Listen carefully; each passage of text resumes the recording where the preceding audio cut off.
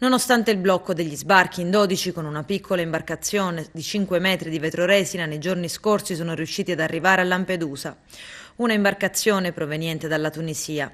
Si tratta quindi di migranti probabilmente di natura economica che difficilmente possono aver affrontato l'intera traversata con una piccola barca con cui sono arrivati sotto costa sull'isola Agrigentina. Accolti nell'hotspot dell'isola, lo scorso 16 ottobre sul loro arrivo è stato subito però aperta un'inchiesta, della quale emerge però che forse la piccola imbarcazione ha realmente effettuato quella traversata per intero, senza supporto. Tra questi 12, Bouezemita Saber, tunisino di 30 anni, sarebbe stato lo scafista. Avrebbe condotto l'imbarcazione con l'aiuto di una bussola e rifornendo il natante di carburante.